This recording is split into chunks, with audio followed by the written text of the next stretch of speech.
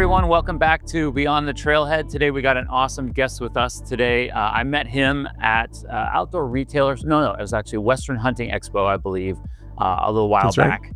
And his name's Derek Tilson. You have to say it for me.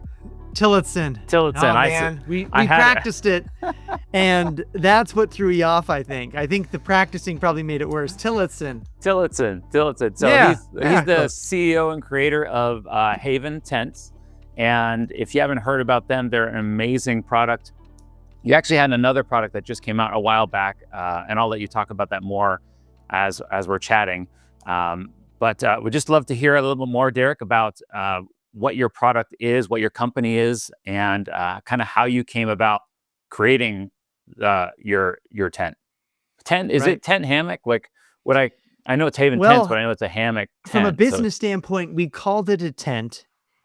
It is a hammock. We do sell a hammock. That's part of our system. But we called it a tent because a lot of people have already made up their mind on whether or not they can sleep in a hammock. And for me and most everybody else out there, sleeping in a hammock is a nightmare because you're bent like a banana.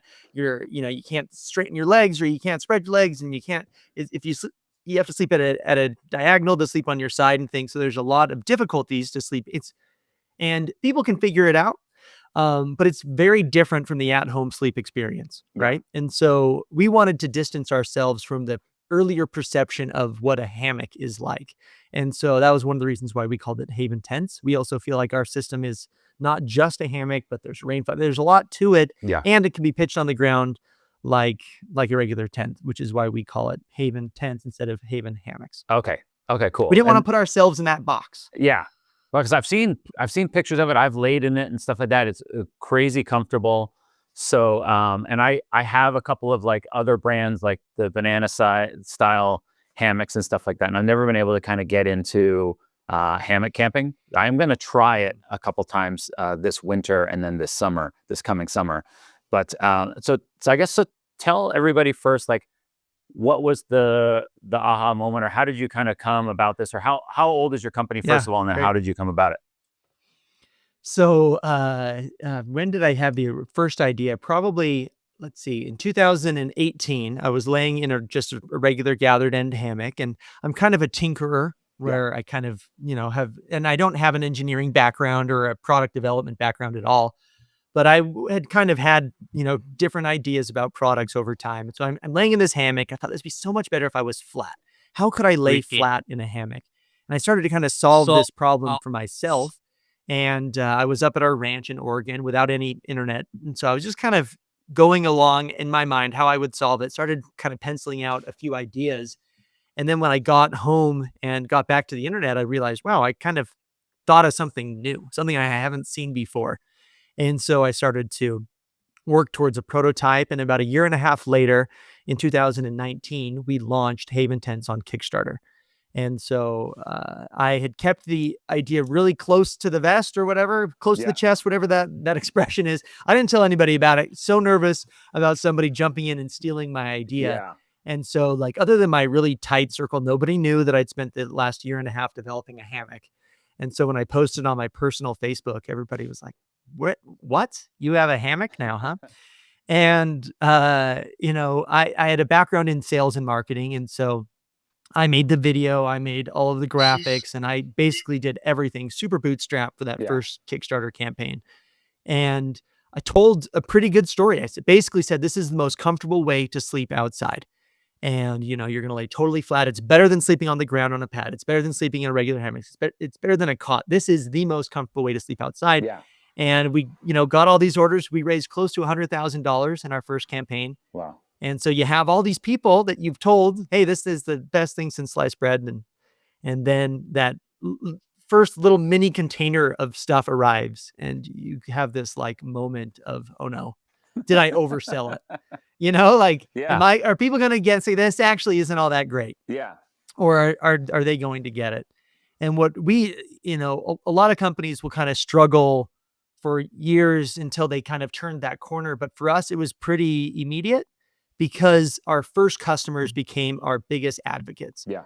They were out there using it, and they were out there sharing and doing demos of our product in the field, right? Because they would set it up at their campsite and they'd go camping with their friends or whatever. And their friends would come and see, say, wow, this is demonstrably better than how I'm sleeping in my tent. Yeah. And so that's really been the secret behind us. We've sold around 50,000 units now, or probably more at this Wow. point. And it's been an awesome ride. So love seeing our stuff online, love seeing it out in the wild now sometimes too. And anyway, it's been great. That's cool. So I guess when you first created your product and stuff like that, was the whole like hammock and being able to set it up on the ground, was that all one thing, or was there like an evolution of your product over the years? Yeah, so we focused on comfort. How can we make this thing as comfortable as possible, right? And then so that was the main design goal, was comfort. And then we started to look at other things like, well, when you set up a traditional hammock, the rainfly is a bit of a nightmare. You basically set up the hammock, and then you have to do a second step of setting up the rainfly and getting all of the guidelines out there and everything. And so yeah, how can we make that piece more simple? Well, let's integrate it right into the endpoints of the hammock. And so the rainfly, it is detachable, but it's also permanently affixed Yeah. to the hammock if you want it to be. And so, that's one solution that we solve. Where do you put your stuff when you're hammock camping? That's another problem that people have. Like, where do you put your backpack? And so we solve for that issue. And we've continued to solve and continue to evolve our product. One thing, it was laying too flat. It'd be nice to be able to kind of sit up a little bit. Yeah. And so we put what we call a lounge strap that lifts the head of the person laying in the hammock up. And so we've done different things to improve it over time, but basically out of the box. And our first prototype was actually better than our second and our third. Had I started with my third prototype, I probably would have quit. Like, had that been the first thing, Yeah. I saw no promise. But over the next versions of the prototype, we dialed into what made our product special. We actually filed for a patent based off of images from our very first prototype. Oh, cool. We figured out, okay, this is what we're doing right. Let's file for the patent around that. And anyway, That's awesome. So I guess for people who are, have created products and stuff like that before, is because a lot of times people are like, I always hear the Kickstarter thing, right? Like people go, why is he a Kickstarter when he's a company already? But I know that it's basically it's a way to market yourself, right? And yeah. how can people leverage Kickstarter like the way that you did? Let's say with just Right. starting a product versus already having a product and then using Kickstarter. Yeah, so we used Kickstarter in the true sense of the word to kickstart Haven Tents, initially. When we first did it, it paid for our first production run. This is actually Haven XL. This is like Yeah. V2 of our tent. But when we launched it, we didn't know what the demand would be. We didn't have the money necessarily to pay for the first round of production. Yeah. And so we used it as a way for us to, launch the product. Fast forward 2 years, I think later, we did our second Kickstarter for Haven Safari. And at this point, we actually could pay for production. We paid for production up front before Yeah. running the Kickstarter. But why would we use Kickstarter the second time? We didn't necessarily need the money to kickstart production, but we did it because we were kickstarting a new idea. Yeah. Where Haven Safari is a canvas version of our hammock tent, kind of like the, glamping version. Yeah. And everybody in the hammock industry is always focused on how can we make this thing lighter? When I said, hey, forget weight, let's make it durable and comfortable. Yeah. Like how can we, if weight wasn't an issue, how durable and how comfortable could we make this thing? And that's when we developed Haven Safari. Okay. And so this deal is big. It's like 14 pounds Yeah. of just like sleeping goodness. So this is not your backpacking tent. It is your, overland, leaving your yard set up for the summer type Yeah. tent. And so we didn't know what the demand would be like. And we didn't know who that customer was because initially we had been working with the more traditional, ultralight, weight focused customer. And so this helped us identify a whole new swath of customers. And yes, it helped us fund our first production run kind of, retroactively. It's a great way to launch a product starting with a bunch of new customers. And then this last year we raised, I think around $200,000 with Safari. And this year we launched our third Kickstarter. Like I have my tents all ready to go. Yeah. For Haven Spectre. That is a true ultralight version of Haven XL. And so with this one, we launched it on Kickstarter just to identify new customers, but also as a public validation tool for our retailers. And so we are D2C in the US, but we work with retailers in Europe. And so it's a great way for us to prove demand for this product. So we sold around $560,000 worth of Spectres in pre-order, or Wow. to around 1,300 backers. And so we showed our retailers, hey, look what's possible Yeah. with this launch. And so I think that there's a lot more than just, hey, let me launch a business. There's a lot of other great reasons to do Kickstarter. Yeah. Public validation tool, you get access to a whole new group. Plus, Kickstarter brings a lot of new customers to you as well. So anyway, I've been a fan. We'll probably go back at some point. It is an incredible amount of work to do a Kickstarter. It looks like a lot of work in the back end, but it sounds like it has such a big benefit that, like, I'm just thinking, I have a product that I'm trying to develop right now for photographers and stuff like that, because I shoot photography in the backcountry, and I still haven't found this one particular product. And I'm like, how do I do it? And I'm like, well, maybe I can, like you said, you find out what is your actual market instead of like thinking it's a great idea and then no one really is wanting it. So I think that's great for companies if they have things coming out. The first time we were totally bootstrapped. The second time we worked with an agency, and I would advise against doing that, because an agency's motivation, and when I say an agency, I mean like a true Kickstarter agency. Yeah. Because the Kickstarter agency's motivation is just to help you raise as much as possible. They do not care how much money you make. In fact, a lot of companies that do Kickstarter end up going upside down on their campaigns. Really? Because they'll spend so much in customer acquisition cost, right? Yeah. So we gave them a budget that was a pretty good budget, and they spent the budget in the first week of a 40-day campaign. Wow. And they kind of just left us out to dry. Like, well, it did really well, so we just kept spending. Like, you spent the whole budget in a week. So we can either just let our campaign plateau at week 1, or we have to continue to invest. And so that was a learning experience. For the second time around, we did it ourselves again. We used more of our internal agency that we're using for, marketing to help us make the aesthetics. But we had a very structured, spend schedule that we followed, and we ended up being profitable on our second on our third Kickstarter more than we were on our second. The second, we were still profitable, but like just barely, which is, it's things to like do so much and then like not really make any money. Yeah. I think people see it, they go, oh, look how much money they raised, but then they don't realize the cost of actually making your product. Most Kickstarters lose money. Yeah. They do. That makes sense now. Only use it as a marketing play because they're spending so much on customer acquisition. Yeah. Interesting. So, and I know from talking to you at the Western Hunting Expo and stuff like that, I know you have a big social media background and everything else too. So I think your marketing really speaks for itself, versus other companies. They're trying to find different hooks. For my wife and I, we kind of found a random hook with white dad, Asian mom stereotypes that we do now that's gotten us a huge social media following.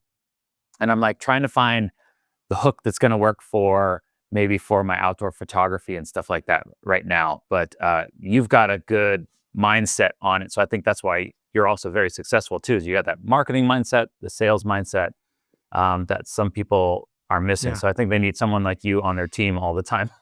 Yeah. Well, or just become that person, Yeah. where it is, I try to do a content day a week. Yeah. One, it's a reason for me to get outside. Our product is an outdoor product. I'm sure most of your listeners are more interested in outdoor type products. Yeah. And so, get outside and use your stuff once a week. Yeah. Try to make a habit of that. And then just film yourself using it. Yeah. And what's weird is you'll put so much energy into like a script or into a video that you think is going to do so well. And I'll be like, hey guys, this is the video right here. And you'll post it and it'll kind of like fizzle out. Yeah. And then you'll do one video that's just more spontaneous or whatever that you put less energy into and maybe a little bit less polished. And then that's the one that ends up doing really well. My wife, who never films anything for us, she's only filmed one thing for Haven Tents, and that is now at like 40 million views. It was me doing a demonstration of our tent at the Hunt Expo, not the year that I met you last year, but the year before. And it was just me doing a demo of our product, some walking this gal through what our system does, how flat it lays. She can sleep on her side and her stomach, blah, blah, blah, blah, and kind of going through all of that.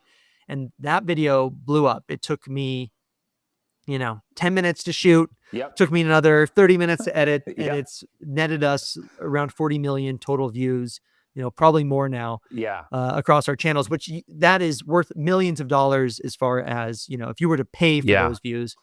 And so I would say just make content, be genuine, don't stress about making it look too good or too nice. Yeah. Because you'll find that the more organic, natural stuff ends up doing better.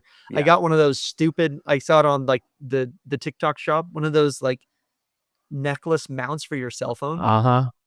And I did a POV setup video when I first got it of the hammock. And then that video has done, a few million views as well. And so just, anyway, get outside, shoot the content. Don't worry about being on camera, like who cares? Yeah, no, sticking with marketing, the marketing side of it. Oh man, I had this huge brain fart. So if I can figure it out, I'm going to come back to it. So I guess switching gears a little bit then with the product and everything else, was there something that when you were creating it that you were like, oh crap, this sucks? Like I talked to one company and they had a pallet full of stuff that lit on fire.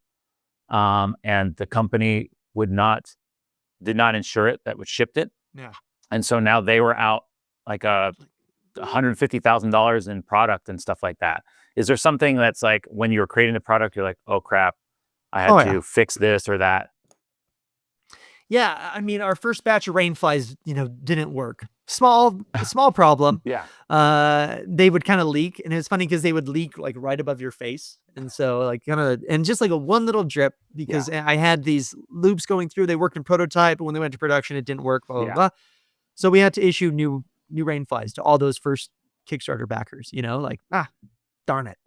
But there is some of that. I would say probably one of the biggest things that was kind of rocking the boat initially, but ended up becoming, I think, a big blessing to us. And it's going to sound weird, but about a week after launching that first Kickstarter, somebody sent me a link to somebody running a bait and switch scam using our product, using our IP. So they took my Kickstarter video, they chopped it all up, and they basically were running a bait and switch scam. Now, I didn't know they were a bait and switch scam. Initially, I thought they were just selling our product, and how in the heck are they selling it for $20? Like, oh, geez, that's it. Businesses, like, I was so excited. It's done. Yeah. And I spent hours and hours of my own personal time. Over my first year of business, I shut down more than 500 fraudulent websites selling our product or doing, bait and switch scams. They basically say, hey, you can buy this Haven tent for $30. And then they would send them like a little gathered in junk hammock, or they would send them an emergency blanket or a first aid kit or just junk, and it was a total scam. And I would go online and report to Facebook, report to Shopify, report to whoever the hosting company was. Yeah. And I had these like email templates that I would ship out to people. Anyway, ton of energy. But one thing that they did is they spent tens of thousands of dollars in marketing, and discerning customers would say, this looks cool. I know it's not $30. Where can I find the real thing? And honestly, it ended up being a major, tailwind kind of pushing us along. Was this like wave of fraudulent scams. It's a very odd problem to have, but I guess we are still dealing with today. But now we have a third-party company that does nothing but shuts down IP infringing scams and knockoffs and stuff. That's got to be such a headache for, I think every company, is just knockoffs and knockoffs and knockoffs, or even just the scams, right? Like, I don't know how I would deal with that. So it's good to know that there's a third party company. Yeah, they're expensive though. Yeah, it's an expensive thing. You're paying like $2,000 a month for them to police it. It's like not a cheap proposition. So you kind of need to be at a point to where you can turn around and justify it. Yeah. And I find it's kind of like whack-a-mole. If you whack all of the moles, they kind of disappear for a minute. Yeah. Then they start to kind of pop back into your space, start using your IP again. Yeah. And then you got to bring out the mallets and start, whacking them back down. So we're going to whack them down for the next year and see what happens. I guess, so the next question would be then, what's one thing about running an outdoor business that nobody warned you about? I guess before you answer that, Yeah, What please. what were you doing before you did Haven Tents? Yeah. Sales and marketing for an anti-aging health and wellness company. Okay. And I had sales teams that sold the product all over the world. And I had built this kind of distribution network for these products and, love it. Still actually partially involved with the company Yeah. today. And that company let me take a bit of a gap year. And Yeah. so my wife and I sold our house and we traveled for a year with our 3 kids. We went to 38 countries in a year. And every week I was making content for hotels and for our family. Yeah. And so what I became really good at was making content quickly, telling quick stories. And it was kind of like social media boot camp for me. Yeah. And then when I launched Haven Tents, it was like, okay, great. Instead of talking about, family travel, I'm going to share our adventures outside. Yeah. And so that's one of the things that definitely kind of helped me down the road with that. But, circling back to the question, what nobody kind of warned you about is how hard it is to find good people. Yeah. Like, you end up being so passionate about your thing and knowing it so well. And when I started out for the first 6 months, it was just me. Then I found a guy to help with some, fulfillment, putting tents in boxes because I didn't have time for that Yeah. anymore. And then it's like, okay, now I need to find somebody to help with customer service and how hard it is to find those pieces. But when you find them, how valuable they are, Yeah. because now we have a team that's just off the charts good. And our most recent hire was somebody to help with the logistics Yeah. because I was doing that before of managing where orders with suppliers and then retailers and getting everything.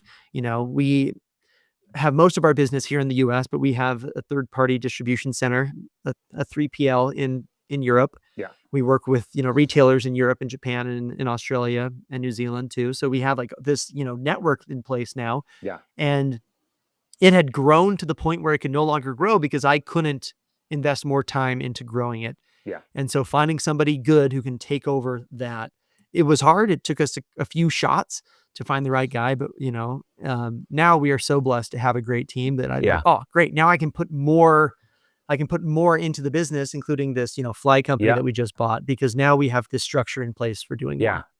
So what would be like just a quick tip for people who, once you find somebody that's good, what are some great ways to help keep your employees from taking off? Outside of being a good boss, of course. Yeah, well, we got to pay him money. Yeah. That's one thing that is going to be important.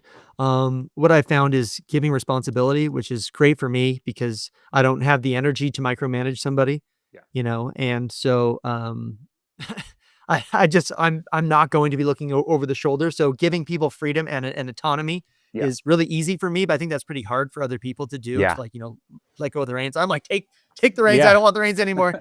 Let me focus on what I do best, which is creating content and telling our product story Yeah. and, designing the new products. Yeah. And so that's kind of what I've been focusing on personally. But yeah, I would say that that's probably hard for a lot of people to empower people with authority to do their job completely and independently. And it hasn't been a problem for me. And that's been great. I mean, it's hard to let go of your baby sometimes, for people. And so once you can, Now there's parts that I'm going to be more reluctant. I think our next hire is to find somebody who can help with some of the social media stuff. Yeah. And that's going to be a harder thing for me to, Mhm. relinquish because I care more about that piece than necessarily which shipping broker we use Yeah. to move stuff from A to B. That's like, I don't hear about that as much. So yeah. Well, good. I guess the next question would be, what's something you believe about the outdoor industry that others might not agree with? agree with the outdoor industry. Well, I feel like, and maybe other companies have this mindset, but I feel like at Haven Tents, we are co-participants in your adventure. Yeah. And that's something that we teach who are the people that are our customer service team is like, when somebody emails an issue, like, don't just be like, oh, take it from like a company, like pretend like you're on that trip with them, and you have that issue with this or that product. And so I think that some companies get that, but other companies don't. I mean, I've been a consumer of outdoor gear for a very long time. I've emailed companies with issues and it's like, oh, Brent, you get this like default email and it's like, your washing machine broke or like any other product broke. Yeah. not anyway. And so we've tried to be different. It started out like that because I was doing the customer service, and I honestly, like, somebody had an issue with the product and I was like, oh shoot, like, I'm so sorry. Like, Yeah. I felt like I let him down Yeah. personally. Like you failed them. Yeah. Like I failed him. And like I was there. It was my job. Like I'm part of their adventure crew. Yeah. I'm part of the team. And it was my job to bring the tents. And for whatever reason, it had an issue. So like that's on me. Yeah. Like taking responsibility for that. And anyway, so that's one thing that I think we do well that I think other maybe outdoor brands kind of miss, where they maybe, especially outdoor brands that are purchased by bigger Yeah. conglomerate type businesses that Yeah. see it as X's and O's, not as like people in the wild having an adventure. That's kind of like important that your gear, delivers. Yeah. No, you can tell sometimes when you get an email from a company and you're like, hey, I thought this was like a garage grown kind of a company. And next thing you know, it's like, oh, this is a canned email. And then they're not even answering your questions properly. And you're like, oh, you don't know anything about it. You're just reading from a script that you're just, it's driving you crazy. You're like, can I just please talk to somebody that knows what I'm talking about? So, okay. So I think another question would be, what does success look like for you now? And has that changed since the beginning? Yeah. I would say that it hasn't changed from the beginning necessarily. I think and like I said before, I kind of keep a running total of number of tents out in the world. Yeah.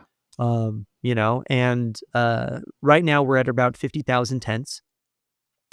But really success for me is when the Haven tent is seen as the third option, but really the first. Yeah. This is the most comfortable way to sleep outside. So when people are going into their, gear room like you have behind you there, so okay, I'm going camping.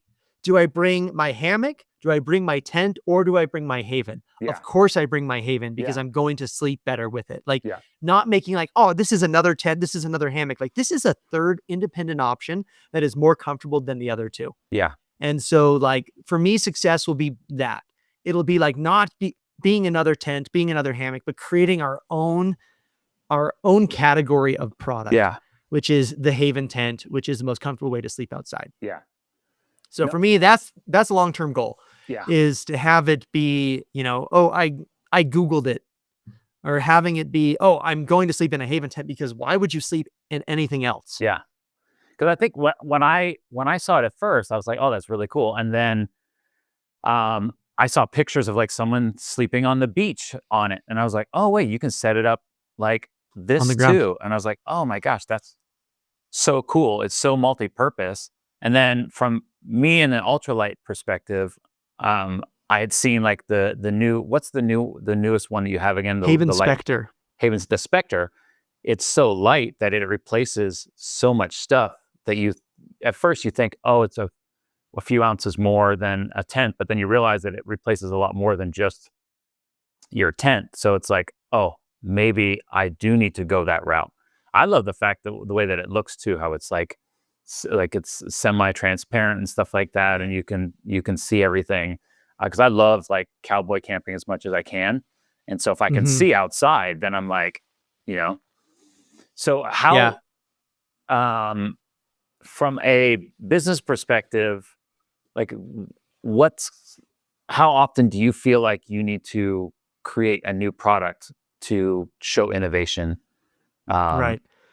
Yeah, we try to do kind of one big new thing a year is kind of the goal, which is a pretty tall order because, a lot falls on us. And as we're growing as a company and as I'm working on creating content and things, it's hard to like work in another great innovation idea, right? So we've kind of iterated up to this point on our current product, where we took our patent and we've kind of expanded that into people that want something a little heavier, that want it to be more durable. People that want it to be, lighter weight and things. So, and we do have something in the works for next year that should be cool. And should be new. It has more to do with new materials that we're using, which are pretty awesome. I don't want to really tease it out too much because it's a little bit too far, and it's still in the works here to see if we can do it. But yeah, I find that having something cool to talk about every year keeps people excited, and it keeps outpacing the the knockoffs as well, and it keeps kind of delivering to those people that have become our fans. Yeah. And one cool new thing that we're doing next year that I can talk about is, and I don't know anybody else who's ever done this before as far as a brand, but we are actually doing an event. So I had the first idea for the Haven tent at my family's ranch up in Oregon. Yeah. It's a 1,700 acre ranch up in northeastern Oregon. It's a beautiful spot, lots of trees. There's a Wow. lake. There's a zip line. It's a really fun place. Yeah. And I realized that I've connected with this community now online for years, and I've met some of our customers in person. Yeah. But really, the majority of people that I feel like I know, because I watch all their posts and they Yeah. see all of mine, we've never been able to meet in person. And so we're going to be Yeah. hosting an event, and we'll be selling tickets and highly subsidizing the tickets Yeah. to incentivize people to make the pilgrimage. But Yeah. it's called the Summer Sway, and it'll be hosted at our family ranch in Oregon next summer, right after the 4th of July. So Oh, that's so cool. yeah, I just it'll be realized, I awesome. guess I could call you you're like the Dan Durston of hammocks. I'll have to look up who Dan Durston is. He's the like ultralight tent guy who everybody kind of has like Oh that. yeah, There's like yeah, a, yeah, yeah, faux, like, everybody jokingly says the cult of Dan and stuff like that. He's a nice guy, but he's Canadian. So I get, since I'm Canadian, I kind of joke about it like that. But yeah, I mean, that's such a cool idea. We'd love to have you there, Craig, by the way. Yeah, It'd be fun to that'd have be you. fun. Yeah, send me the Yeah. info. I'd love to Okay. be a part of it if I can. Okay, I guess I'll ask you one last question, and then I'm going to kind of go into a lightning round of just quick little one-word answer kind of a Awesome. thing. That's the one thing I don't Let's- send over to people so that they don't know what the answers are for those Keep questions. in mind, you sent these questions, but I missed that email because these are all coming off the cuff here, and it's good. Well, I mean, most of the people, I send them the questions anyways, and honestly, you don't ever read them. You just, someone looks them over for you, or you forget, and then We don't have any. you know. I don't have anybody here to look over. We're a team of like we got 4 people in the office here today, and we have somebody who does our customer service online, right? So there's 5 of us. I'm not Yeah. going to dedicate somebody's time to Exactly. proofing my emails. I should have put some really weird questions in here then. Oh yeah. I guess, what advice would you give to someone at the trailhead of their own outdoor business dream? So someone's starting a business, and they're like, what's that one piece of advice you could give them, whether, for their dream? So where I was laying in a hammock, had a light bulb, started to kind of pencil through the idea. And then I was put to a point where, I was like, man, should I do this or not? I showed it to my cousin. My cousin validated the idea, said, yeah, you should totally launch it on Kickstarter. Yeah. I think it'd be great. And so hopefully you have that person that is kind of that first believer, right? Yeah. And, being out in the world, using your prototype, being out there, you'll see that first initial response. And then I would say just become your own main customer. Yeah. Right. So using your stuff. And so you have an idea for a camera product or for a photography product, like be out in the world, using and abusing it, making sure that that it really does serve a purpose or fill a need. And if it does, go all in on that and tell the story, and don't pull the punches. I think most of the hammock companies and most of the people that would be our competitors, they're pulling punches. They're always saying, this is the lightest carabiner on the market, or this is that. And their claims are super weak sauce. Yeah. The first thing I said on this and probably most calls is, this is the most comfortable way to sleep outside. I make a really bold claim with our stuff, and then it's on me to prove it, and it's on them to try it, And so, just go for it. Like, find out what your thing does, and then don't pull the punches on the claim. Say, this is it. We are not regulated by the FDA. If we had supplements or something, and we said like this is the best sleep aid possible, or this is the the best antioxidant drink or whatever, like, oh, you can't say that.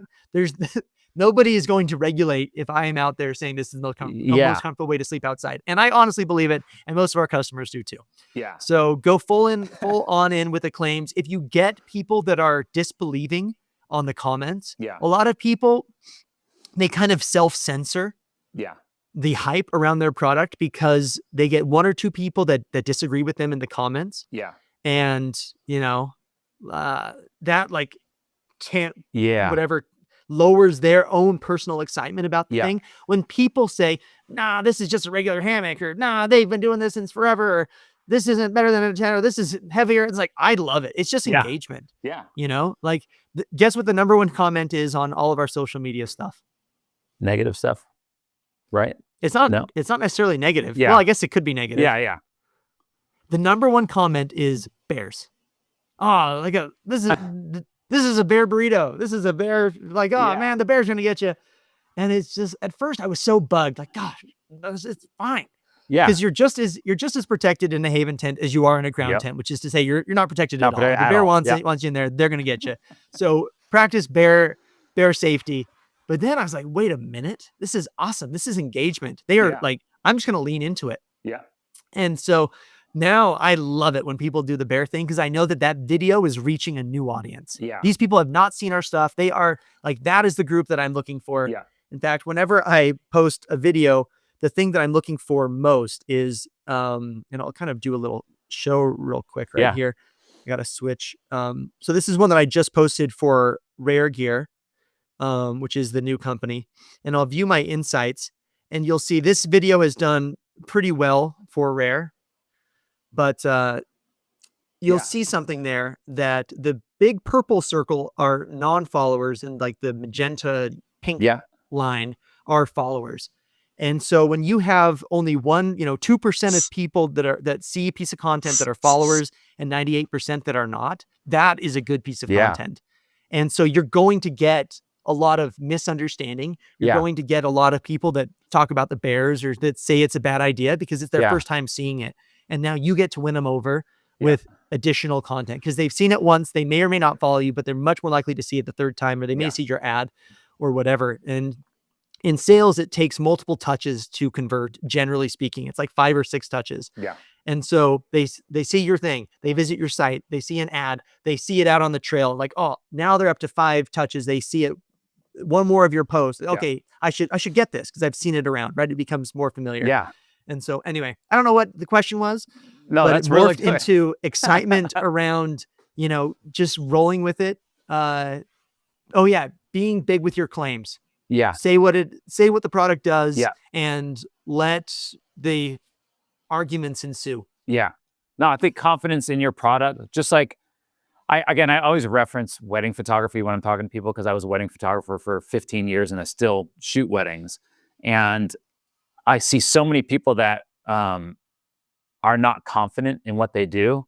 And once I learned how to be confident, or even, I don't know if I might have been actually you when I met you at the Western Hunting Expo, or someone else talking about even being online, just being, whether it's on YouTube or Instagram or whatever, once you're comfortable with yourself and don't nitpick yourself, when you're just super confident, that's when you're successful. But when you're so bashful about things or so self-conscious or whatever, it's never gonna happen until you're confident about what you're speaking about or what you're saying and stuff like that. Sometimes it can get you in trouble, but for the most part, if you're confident about your product, like you said, you're gonna crush it. I'm always confident in our wedding photography when I tell people, hey, we're gonna make the most amazing pictures for you on your wedding day, or when we shoot outdoor products. I'm like, hey, this trip is gonna be epic. We're gonna crush amazing pictures for your product. Trust me on it and stuff like that. Because sometimes, especially in the outdoor industry, I can't always rely on the weather and what's going on, or if you get injured or whatever, but there's always a backup to it and stuff like that, and being confident in what I create. So one other piece here. So we recently acquired this company, Rare Gear. They make a travel fly rod. And the previous owner, his name was also Derek. And for years and years, he did a really good job of developing an amazing product. This is, and I'm going to use a very confident statement here, this is the best travel fly rod on the market for sure. The best, if you're going to be packing or traveling or moving with your fly rod, this is by far the best way to do it. And for about 5-6 years, he was creating content. He started his company around the time that I did. We're at 223,000 followers on Instagram. He was at 7,800 or so when we acquired the company. And he had, he actually has a lot more content than us. We have about 500 total posts on ours, and he has around 1,000 posts. So he's been posting 2x speed as far as, relative Yeah. speed. And they're always showing the product and they're out there fishing with their stuff and everything. But we bought the company. The very first piece of content that I produced for the company, I used some of his old footage that we also acquired. And I basically said, this is the world's best travel fly rod. Yeah. And I made that claim. And then I went through why it is the world's best travel fly rod. Yeah. And so that piece of content is now, in terms of, netting new followers and hours watched, it is the #1 piece of content on his entire, Wow. 6-year business, because I led with the claim.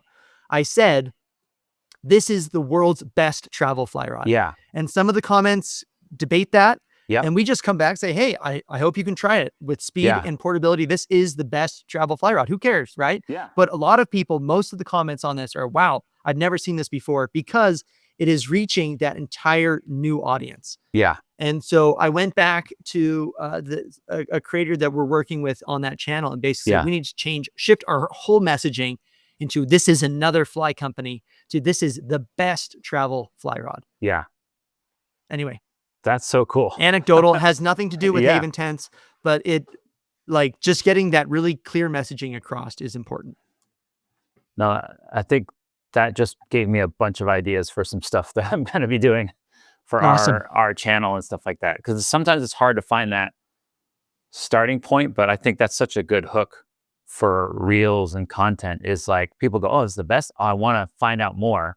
And they just watch either the whole because thing. they are interested, or they're already like bristled a little bit. Yeah. But you're going to win them over, right? And all you're trying to do is just like crack the gravitational pull of the algorithm and get into that point where it ends up kind of spinning. And we've been able to do that really well with Haven Tents. And assuming that the majority of your followers are going to be like outdoor entrepreneurs. Yeah. When I look at our Haven Tents socials, we have a few pieces that I call evergreen viral, meaning that they're not necessarily still viral, but we still get ongoing participation in these videos.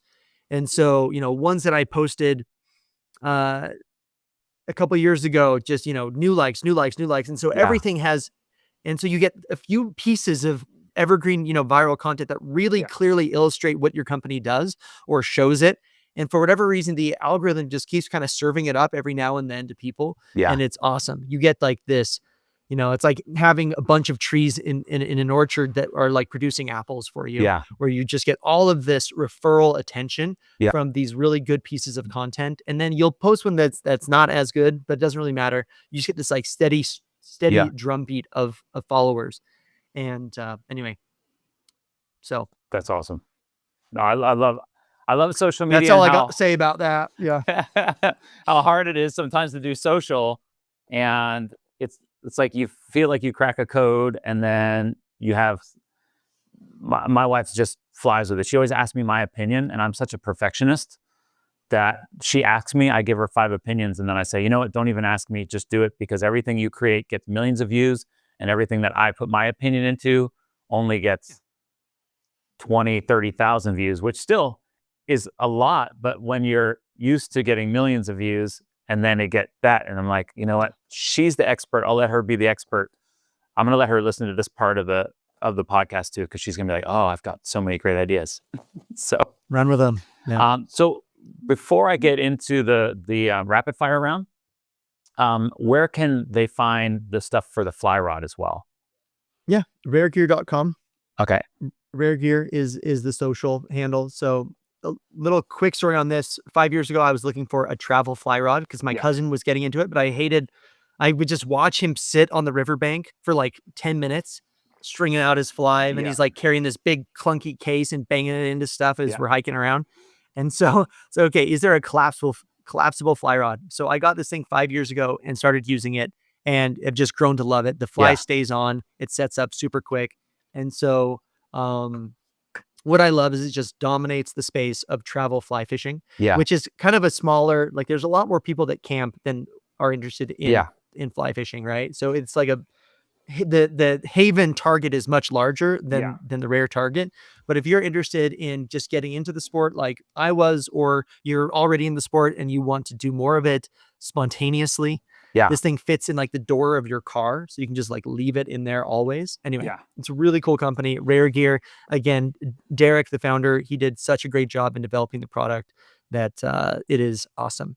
One of the most common comments that we get is, "This thing is better than I expected," Yeah. which told me when I was looking at acquiring the company, wow, there's room here in the story for us to tell. Like that Yeah. initial thing where sometimes I feel like I do too good of a job of talking about comfort and how amazing Yeah. the Haven tent is. But luckily the product still delivers. There's a lot more room to talk about this because it really is a cool thing. Yeah. No, that's awesome. I can't wait to go fishing Yeah. now. Awesome. And maybe I'll actually catch something Yeah. versus with the way I do it. So, okay. So I'm going to go through some quick rapid fire questions. They're usually one word Please. answers. You might get like a sentence in there, but I'll go through them really quick. So first one, rapid fire, is coffee or electrolyte drinks on the trail? Electrolyte drinks. Really? I thought you would be a coffee guy. Just No, I'm Utah isn't very big on coffee. yeah. I just realized. I was like, wait a second. So, side note, I went, and every time I go to outdoor retailer, there's a couple of companies that I was meeting with, and I was like, hey, I'll bring you a coffee. And they're like, no, it's okay. I'm like, no, let me bring you a coffee. We're You know, okay. like, no. I'm like, and then finally had to Herbal tell tea. me, Yeah. they were like, we don't drink coffee. I was like, oh, I'm so stupid. Okay. It's I fine. just figured it out. So, Yep. No right. problem. Electrolyte drinks. Easy. all right. Favorite national park? Glacier, because it was the one I was at most recently. Okay. Last thing, this might be a little longer answer, but last thing you Googled related to your business?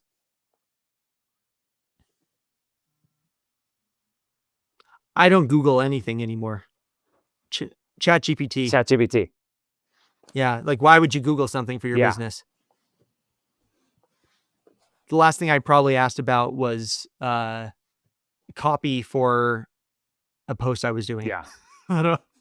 All right. So this is a You asked Google, and it should have been just right there. But yes.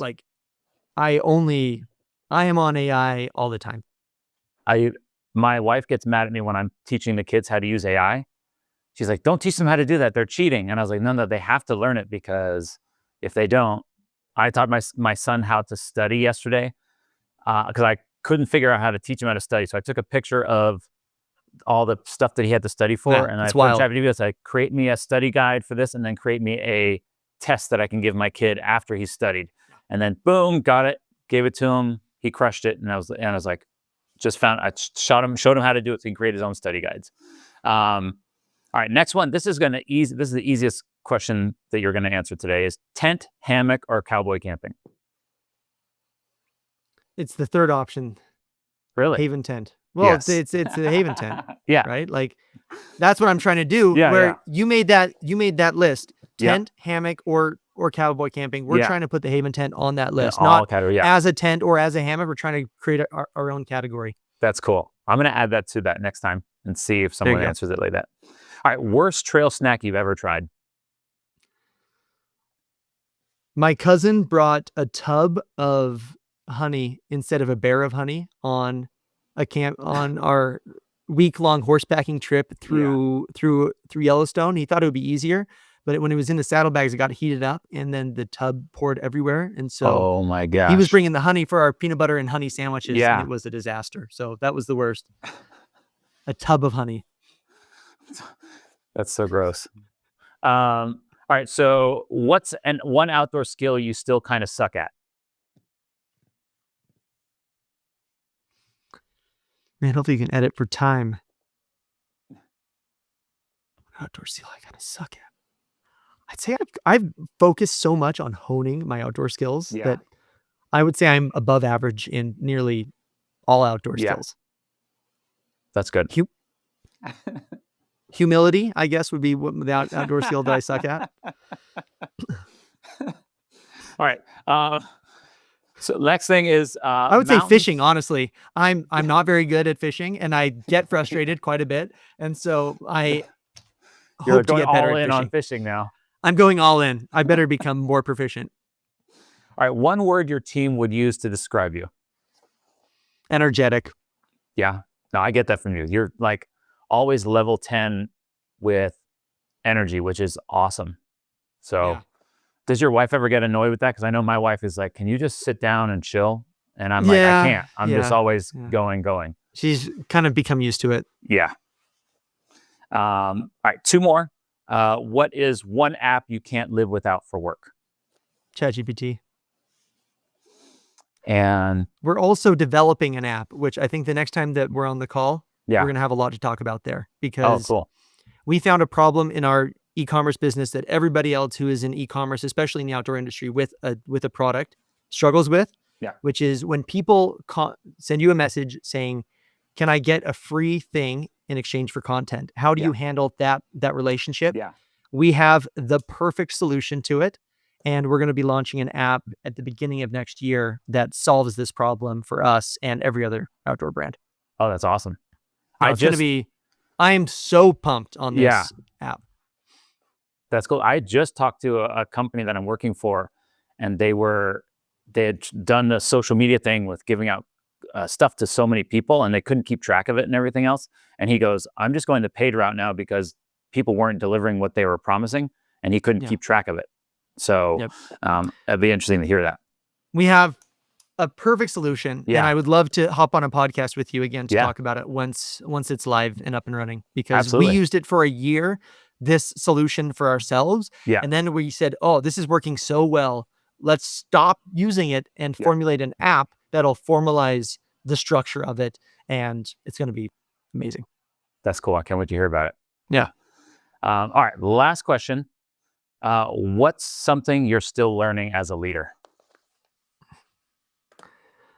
Something I'm still learning as a leader is, it kind of goes back to what I found to be the hardest, was finding good people.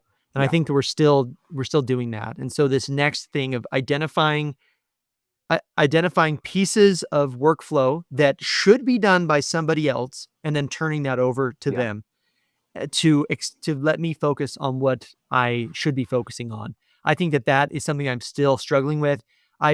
Even though we're now a pretty, good business, we only have 5 employees here at our warehouse, at our office. And I think that a lot of companies our size, I actually Googled it, or asked ChatGPT about it the other day.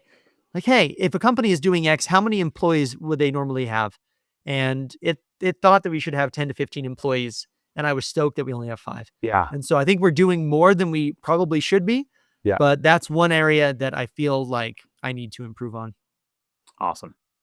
Great. Well, thanks for answering those rapid fire questions. I know no problem. It goes from like snacks to like something super in depth, like about leadership. So cool. But Derek, thank you so much for taking the time. I hope everybody listening and watching was able to kind of glean something from it. I know I got all kinds of stuff that's bubbling in my brain right now about social stuff and just even creating my product and how to kind of to start it and stuff like that and everything. So if people are looking for Haven Tent, I'm sure it's easy to ChatGPT or Google, but if they're looking for Haven Tents, Haven Tents. Instagram is probably the best spot.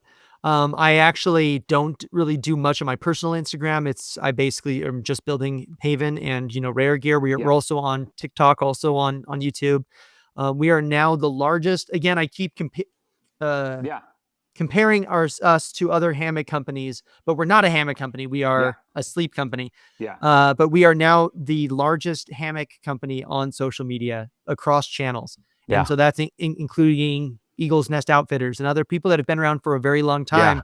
We now have more following across the different channels than anybody. And that's something that we've worked really hard at doing. And so you can find us. If you dare to visit haventents.com, we will follow you for the rest of your life on ads. So enjoy this space. You'll be seeing a lot of it, trying to convince you to buy a hammock, because you should. It's the most comfortable way to sleep outside. Yeah, that's awesome. Well, thank you. And everybody, thank you so much for listening. And we appreciate it. Talk to you soon, Derek. All right. Cheers. Thanks. Cheers.